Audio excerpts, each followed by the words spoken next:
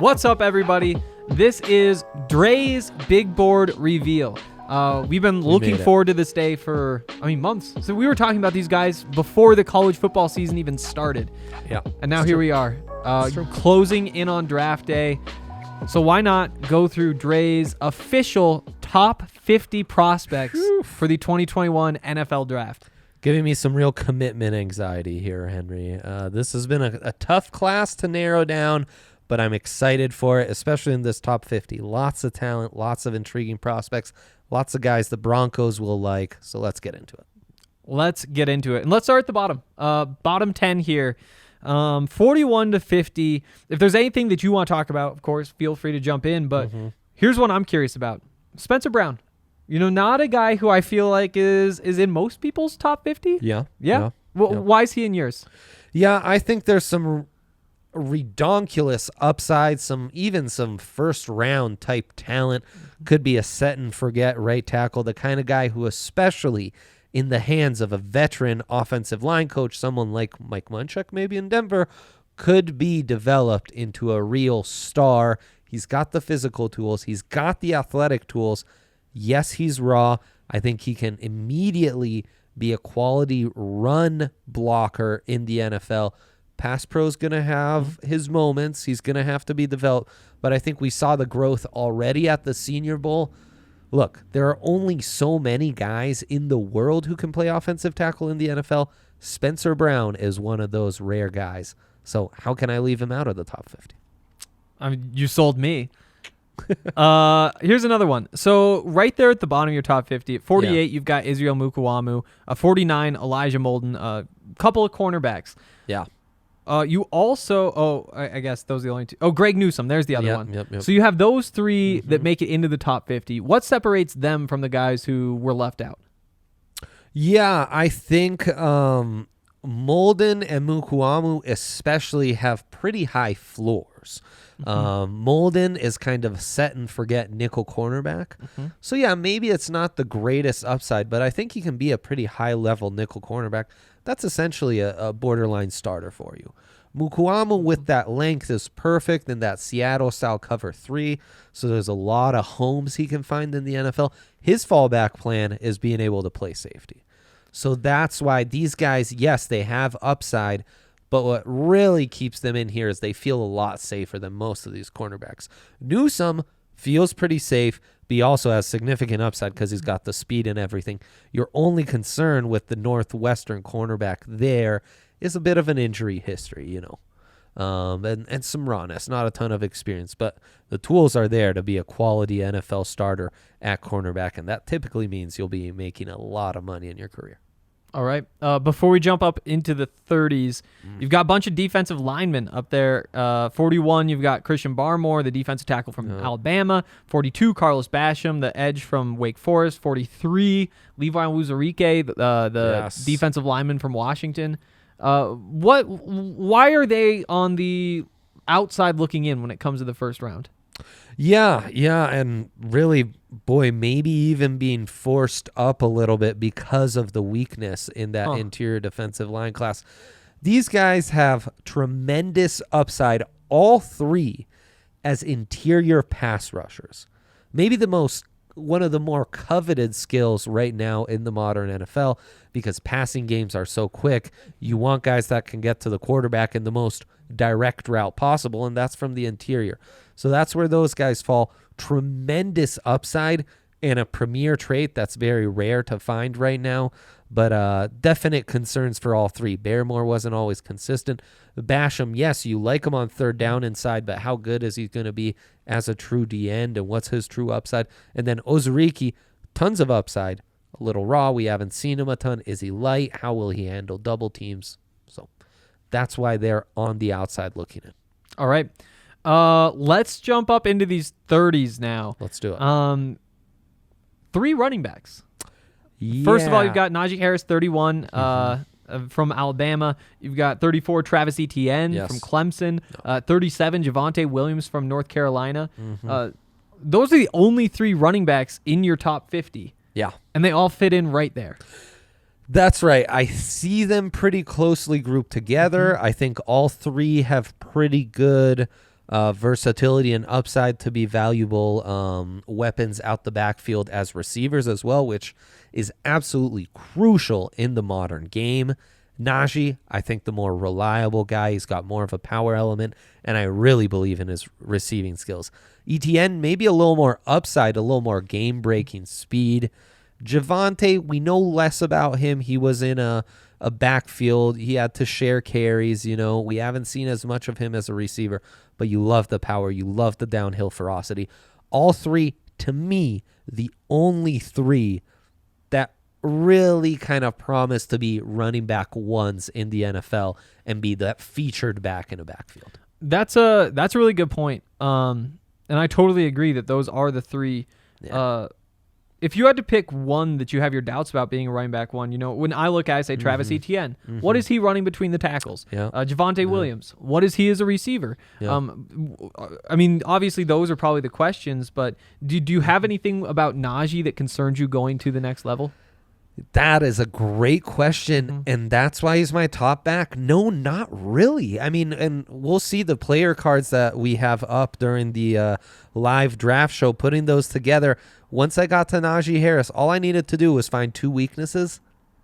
Not the easiest. There's a lot to be said. The evaluations coming from that Alabama offense and running behind that offensive line especially makes things easier.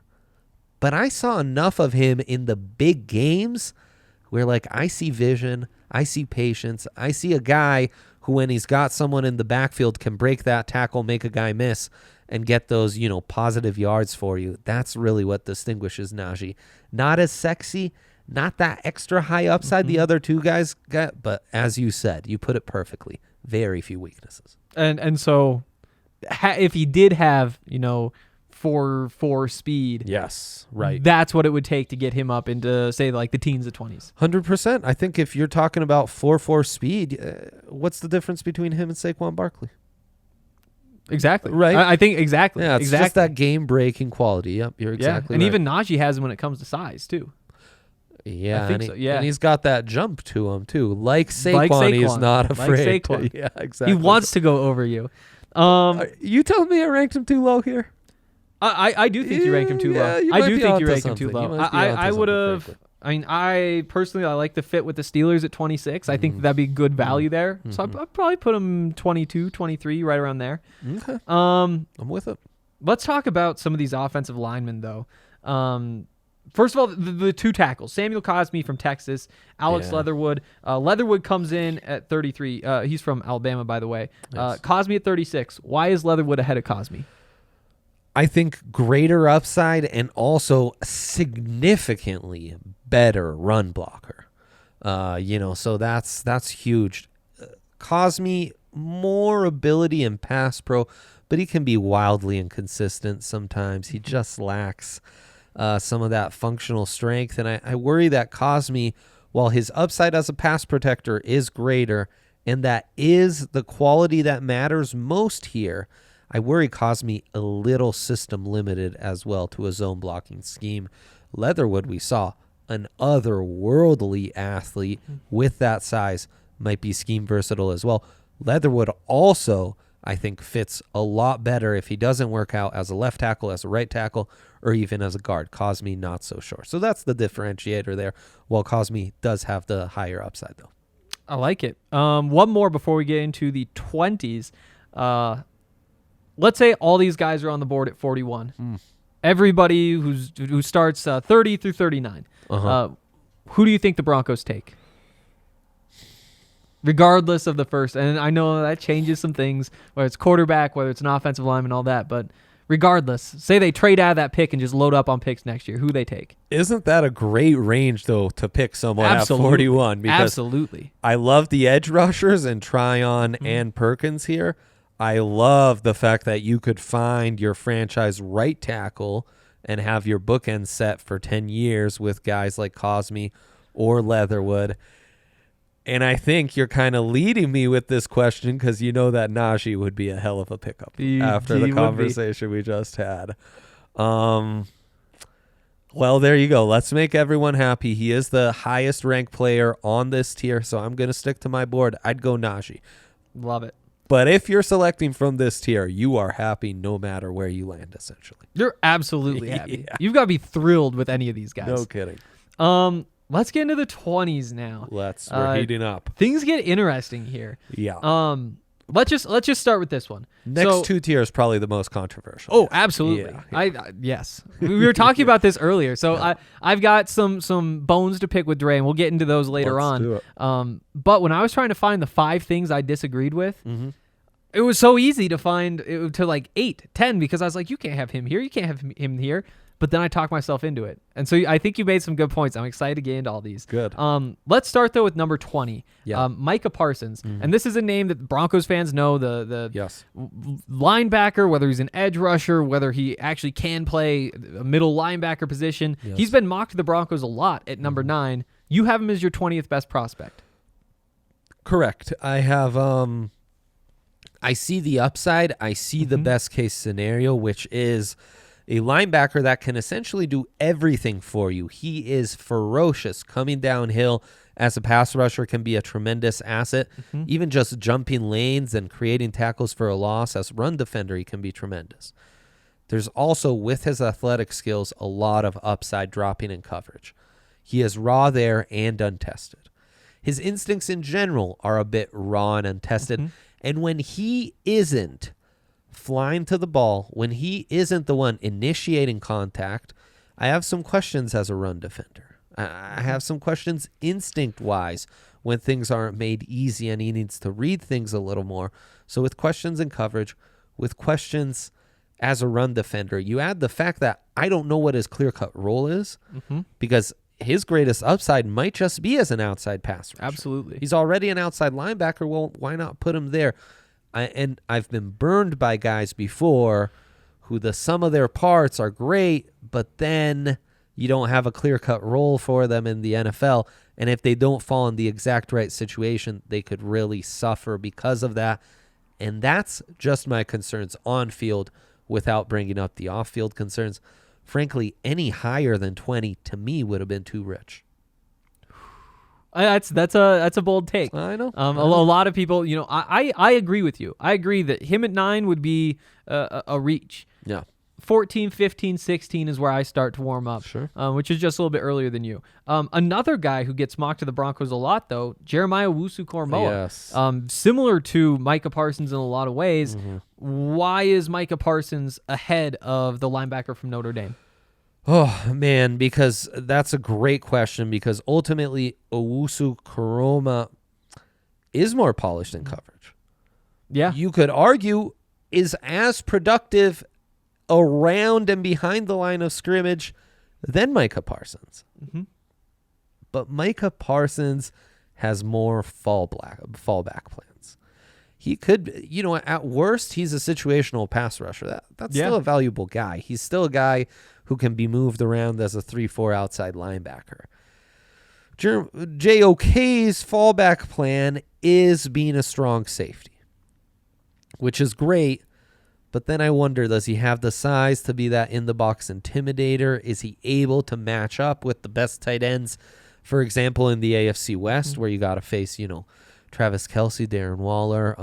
So the questions for his fallback plan, for his best-case scenario, for his true role in the NFL just made him fall a little, even though I love the player. Yep. So explosive. Yeah. So explosive. Incredible. Moving on from there, right after JOK, you've got 3 edge rushers in a row, all very different players. Yes. First of all, Kwity Paye from Michigan, Yeah. more of your true defensive end type. You've got Greg Rousseau, who's 6'7" and 260 pounds. Yeah. So, where does that fit in? That could be an edge. That could be inside. Who knows? Correct. And then you've got Jalen Phillips, who's the former 5-star, more of a true pass rusher, Von Miller mold type of guy. First of all, why do those guys fit in these spots and not maybe up a little bit higher? And second of all, why in this order? Why Paye, Rousseau, Phillips? Yeah, so actually this is an interesting group. All of these guys were right on the edge of a first-round grade but couldn't make it in. And, we talked about some of the concerns with Parsons and JOK. The edge class has similar concerns. Paye, I think the most polished edge rusher, Really nice arsenal of moves. He gets going. His burst is really impressive. On third down, I think he's going to be a star. Can he play as a stand-up edge, though? When you put him out wide, is he going to be natural in space? I would say no. Exactly, and that means he's just a 4-3 D end. And hand in his ground, with the lack of length he has and size, is he going to hold up as a run defender? So that's my concern there. That's why I can. Russo, you mentioned it. That frame is something else. And the upside in production we saw from him in 2019.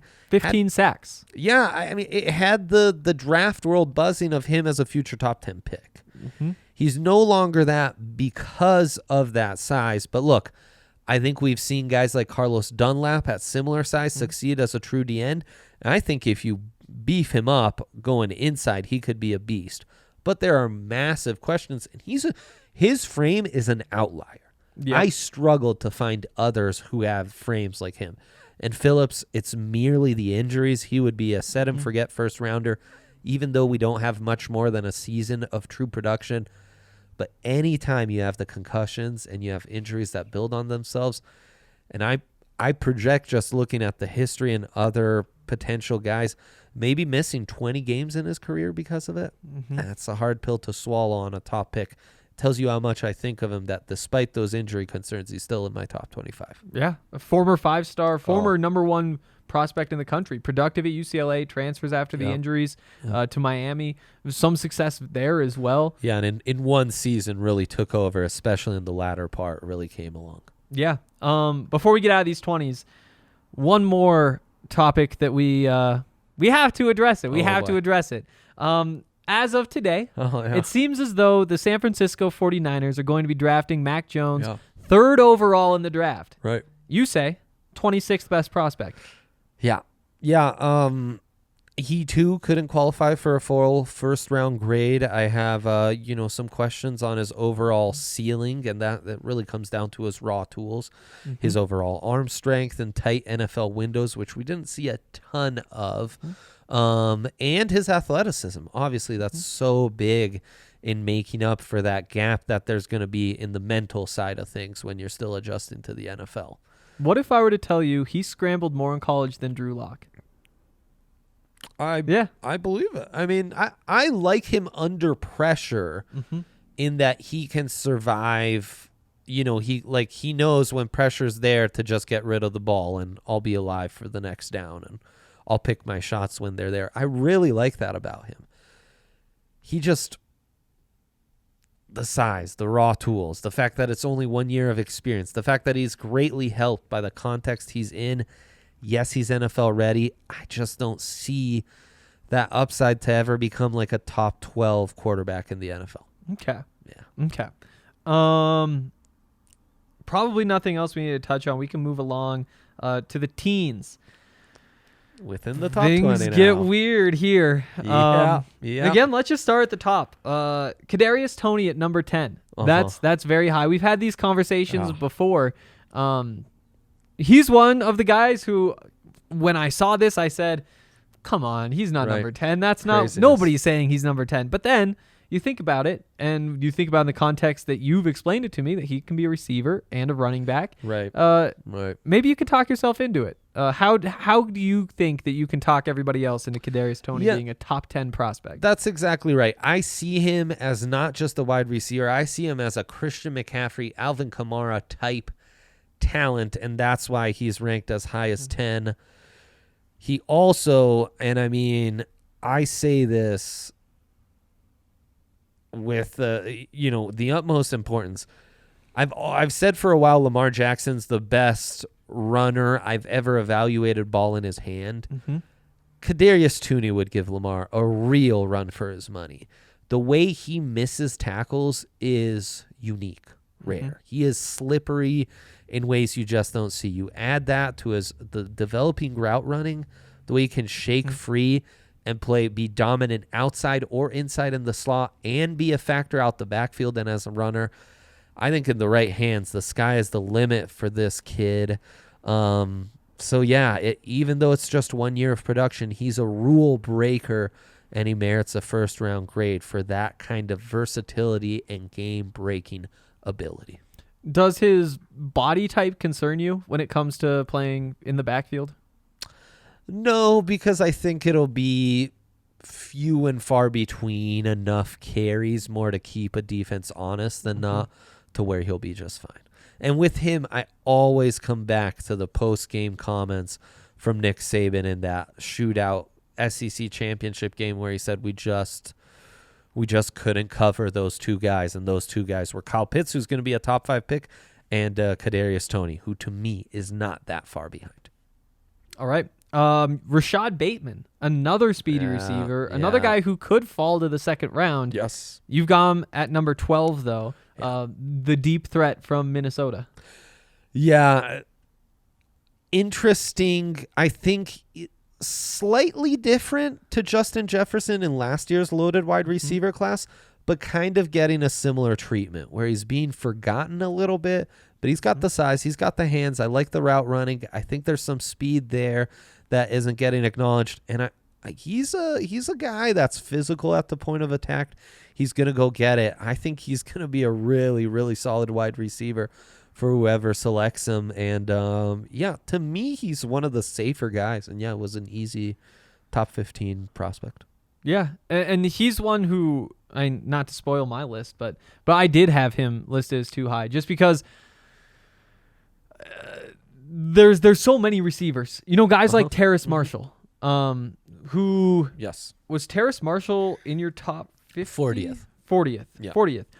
What's the difference there? Why? Obviously, different types of players, but the difference between 12 and 40 is massive.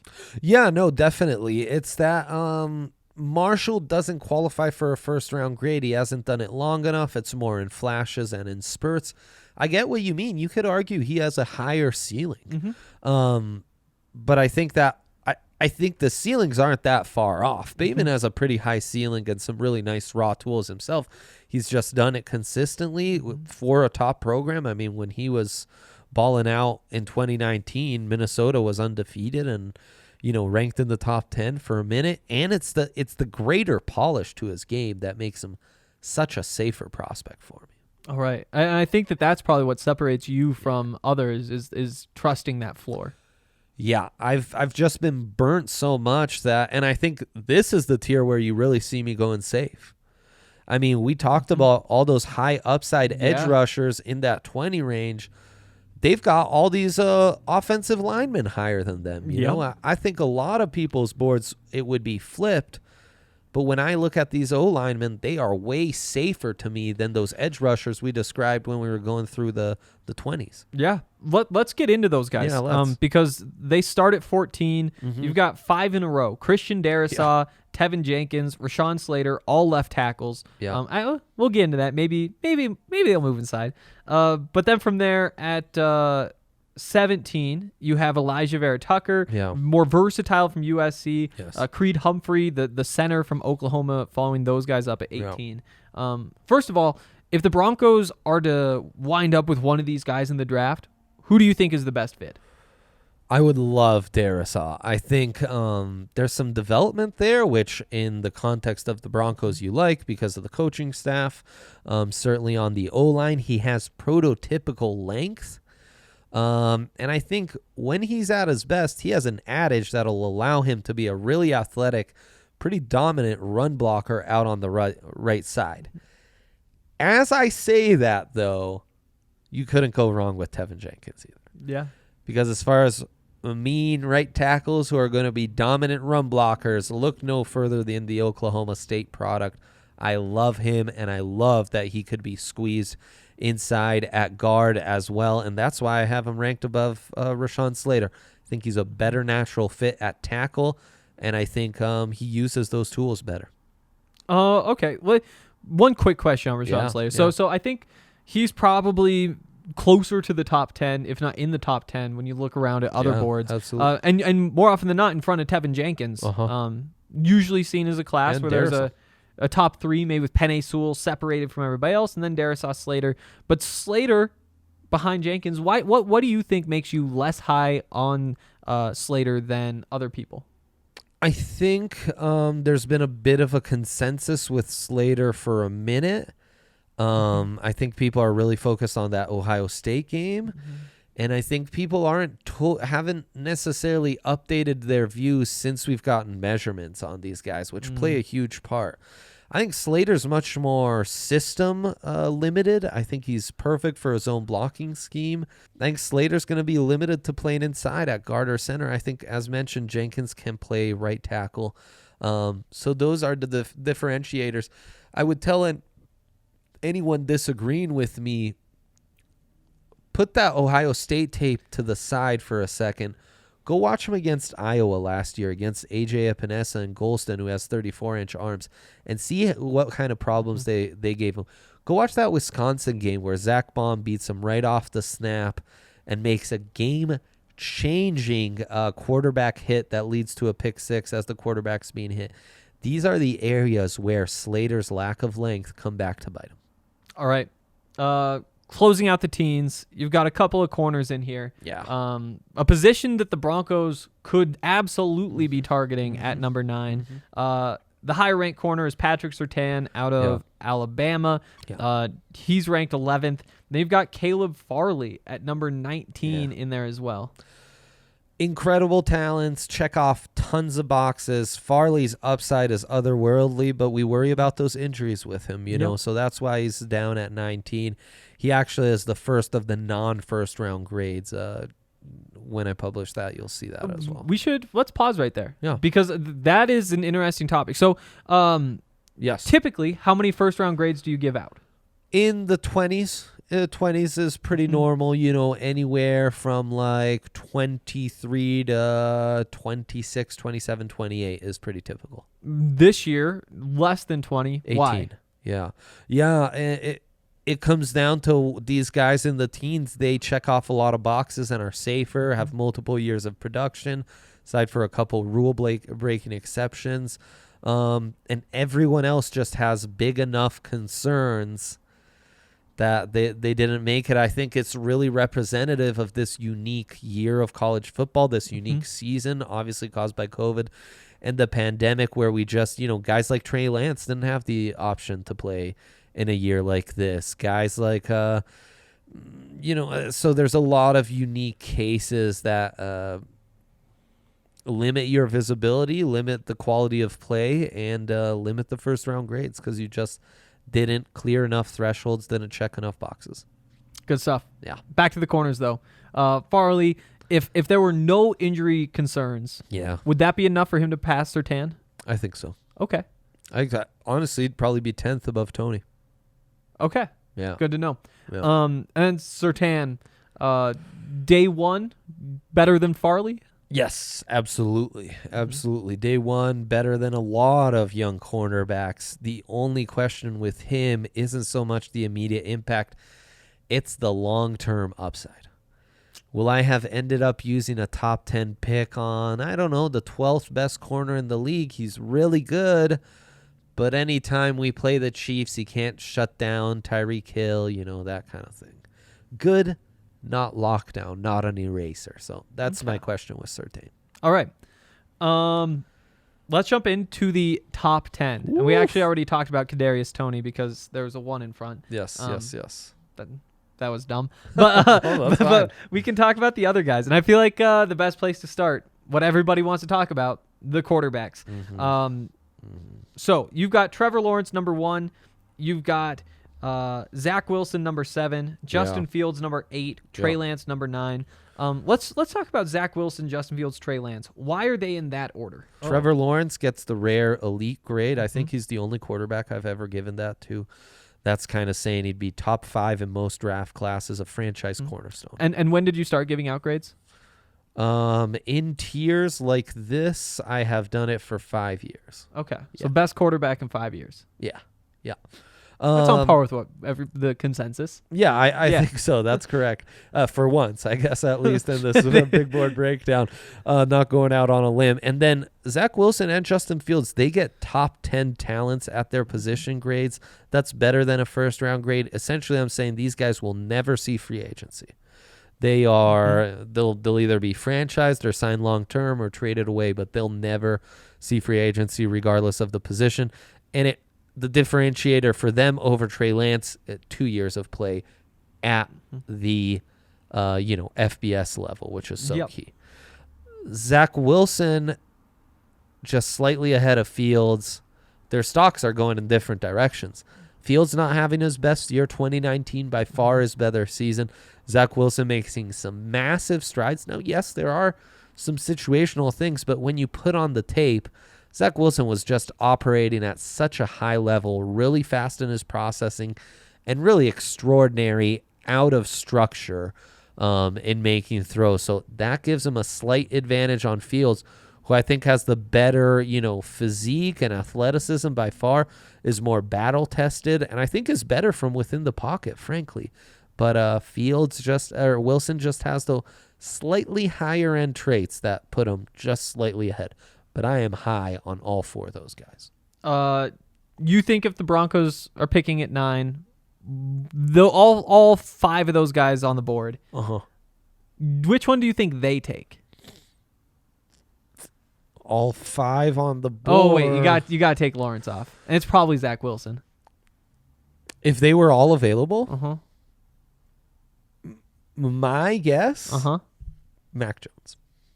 You love to hear it. Just my guess. I can just imagine the comments right now. I could just imagine our live draft broadcast if that were to go down. Dude, that is going to be my time to shine.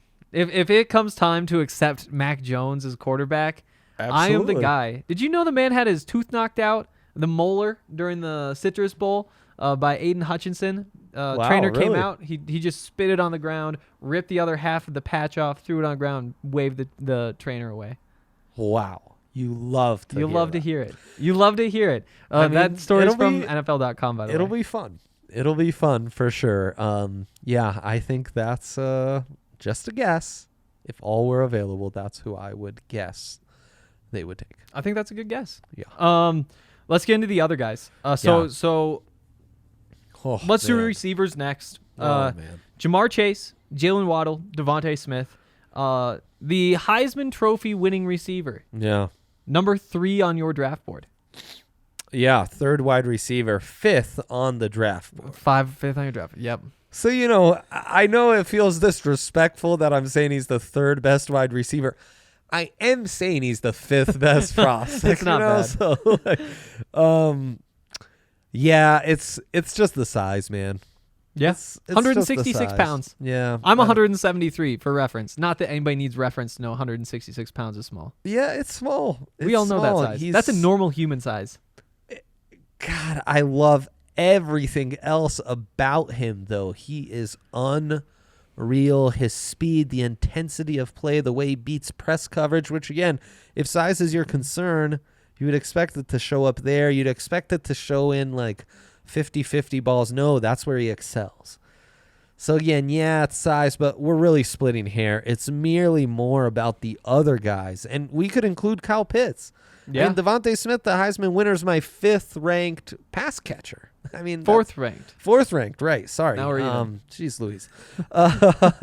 So it's not so much about Smith's shortcomings. It's about the other things the guys can do. If you thought I was high on Tony, I'm super high on Jalen Waddle. The thing that guy can do are just incredible. There's probably one guy in the NFL that can do what Waddle does, and it's Tyreek Hill, who as a football player, I think he's one of the most important game-breaking factors in the entire NFL, probably top 3 for me. And Jamar Chase is still so raw and so damn good, so dominant when he puts it all on, and we've only seen it for a year. And Kyle Pitts, best tight end I've ever evaluated, just elite at the point of attack, incredible at wiggling open. All these guys are so incredibly good. You had to put I had to put one before the others, and that's just how it unfolded. I feel you. Yeah. That's how it works. That's how it works. That's how it works. Before we get out of here, one guy we haven't talked about in this top 10 yet, Penei Sewell. Yeah. First of all, what are the chances? Set the line that he is on the board for the Broncos at 9. Plus 400. I feel like that's on. For non-bettors, that means 20%.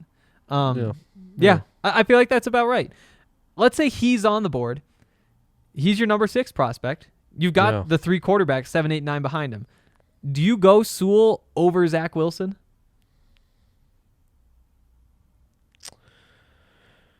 This is where things get tricky. They sure do. Because I, for years, have said stick to the board. And I've had to go off that a little bit because I think circumstances change things, and the salary cap and whether you have a quarterback or not changes things. So in a universal world, if you have kind of an acceptable quarterback, that gets into how you feel about the Broncos quarterback, of course. It's true. I would take Sewell over those guys. I agree. If I'm running the Broncos, though, I just signed a left tackle long term. True. I don't think I need to invest that highly in a right tackle. Mm-hmm. I personally would go quarterback for that upside. All right. Let's talk about Penei decision. Sewell, though. Let's talk about Penei Sewell, though. So he's a freak. Yeah. Big man. Played really well. Incredibly. Has shut down some of college football's best. Yep, definitely.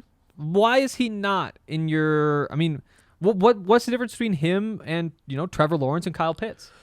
Yeah, there is a little rawness to his game in pass pro where if he doesn't get his hands on you, you're going to see his slightly shorter arms come back to bite him just a little bit. And there are some games like the Washington game in 2019 where maybe he's not dominating to the level of his size and athleticism, which is fine. He's 19 in that tape. Mm-hmm. He hasn't played a snap as a 20-year-old. Which is nuts. Yeah, it's crazy. Absolutely nuts. His play speed is tremendous. His play strength is tremendous. His IQ for such a young player who was thrown to the fire immediately is really incredible. Like his blitz pickup and how naturally he moves. He's just dripping with upside. That said, I do wonder about his ultimate upside because of that frame. And, without the required 34-inch arms as an offensive tackle in the NFL, I do think there are some limitations to what you can do. Yeah. And, again, I personally think that him and Pitts is the conversation I'm having. Yeah. It's Trevor Lawrence one. Many are having. Exactly. And to me, sure, there are maybe some lapses, and the length does concern you. Yeah. But again, with the mobility and the talent, I'm willing to trust it. No, I'm with you. I just need to be stingy with these grades, and I don't see physical limitations like that holding Kyle Pitts or Trevor Lawrence back. All right. Before we get out of here, I've got my top 5 things that I disagree with. Ooh. And let's start with Eric Stokes. Okay. I know that you are very high on Eric Stokes. He slid in at number 21 on your board. Yeah. To me, though, I have concerns about can he be a number 1 corner?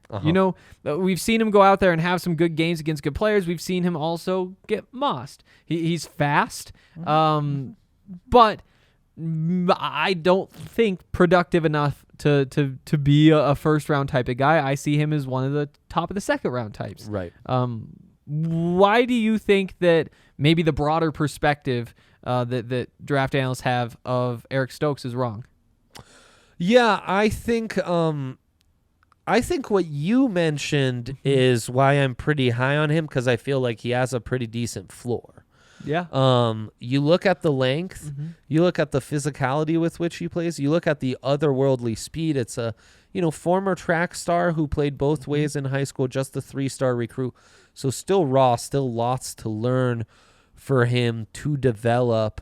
The other thing I loved, used in press, used in off coverage, used in zone, man in the nickel, performed quite well in all those areas.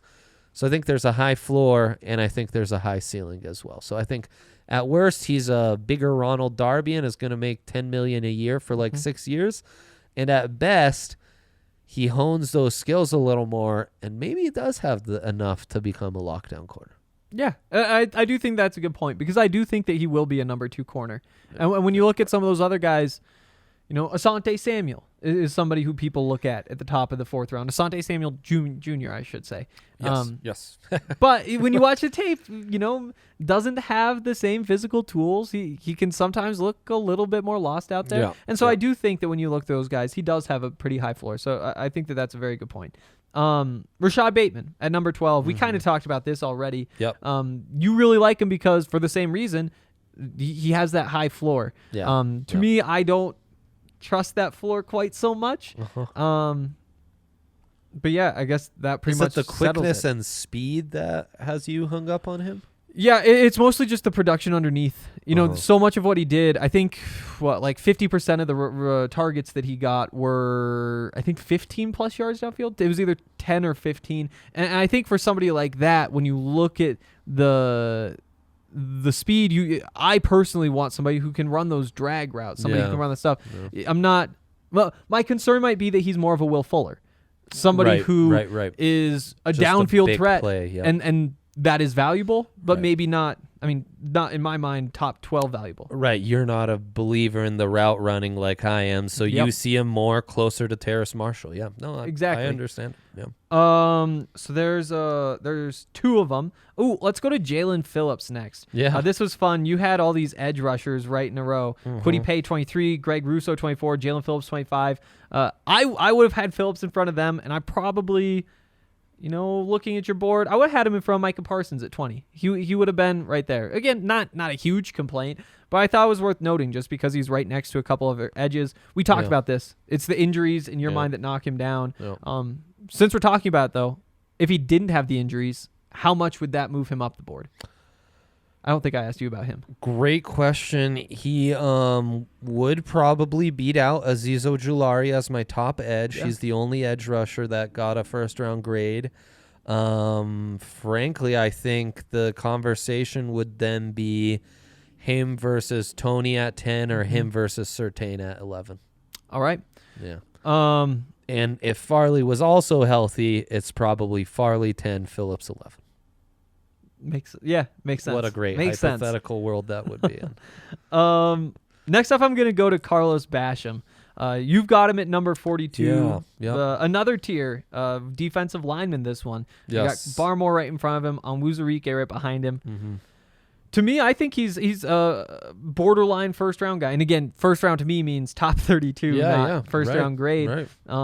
I love that. I like the production. I like the moves. I think he plays with good technique. I think he has the body type that you need to be successful in there. And, watching the Senior Bowl, very good there. Very good. I'm not sure if I asked you. I don't think I did. What separates him from somebody who gets, that first-round grade that you gave out 18 of? Yeah, I just have concerns more as an outside rusher, the bendiness, agility, that kind of stuff. Is he going to be reliable when he's there? Or is he going to have to be moved inside, and then he's more of a hybrid player? And there things get a little murkier. But, yeah, it's just as a true edge rusher, can he be a 10-sack guy for me? That's my only concern. Yeah, and I think that that's fair because I do see him as an interior guy. I just think he's good enough to be bumped up there. I mean, if that's your route, then I could buy it. Okay. For sure. Okay.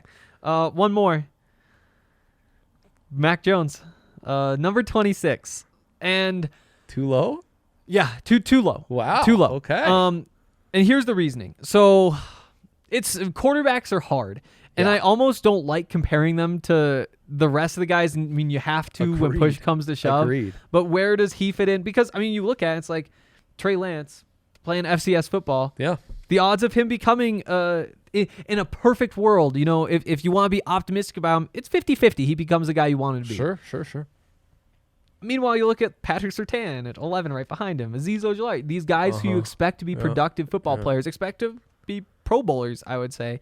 Whereas the quarterback's a 50-50 proposition. So my big beef, I don't know that it's that big of a separation. And again, I don't think he's in your should be in your top 10. But I do think that so you would just have outside Lance, the top 10, maybe like 15. Surtain, Bateman, Ojulari, Darrisaw. I think in front of those offensive linemen that start with Darrisaw at 14, is where I would slide him in.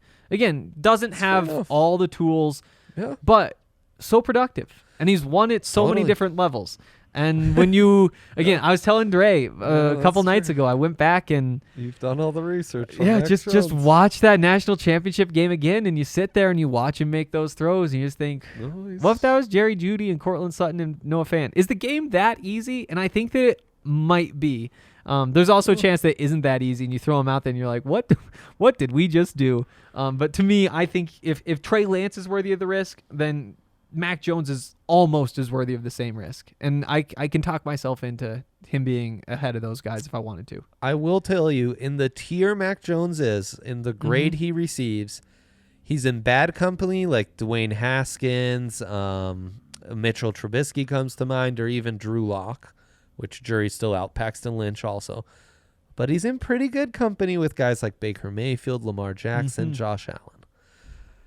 Yeah. So it's kind of built in that in this tier, guys can go one way, guys can go another. Yeah, so I agree. And I do think that, I'm with you. You know, and this maybe is a different opinion than a lot of people have.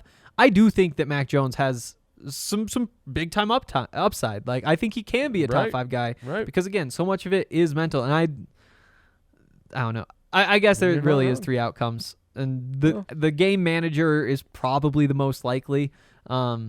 But I think that there's a decent amount of upside. I think there's also the chance that the arm strength just isn't playable, but I think that that's pretty slim. I think you're going to love Mac Jones on a rookie contract. Yes. I think when you're paying Mac Jones $30 to $40 million a year, that's going to be a slightly different conversation. Yep. I agree. That's my hang up. I agree. Yeah. And again, I think that there's a good chance he puts it together and you're happy. Right. But that is the question. That problem's 5 years down the road. So let's enjoy 5 years of Mac before that. You know what isn't 5 years down the road? This draft. Thank goodness. This draft. Yeah. Thursday night, the first round will be live. 2 of us with RK and a bunch of friends who are going to be in and out. Absolutely. We'll be live all 3 days of the draft. So make sure you come hang out because if you think that this was a lot of information, just wait until you get 4 more hours in Dre's brain. It's a lot of fun. Oh, boy. Thanks for doing this, Dre. Yeah. A great big board. We will be back on Thursday.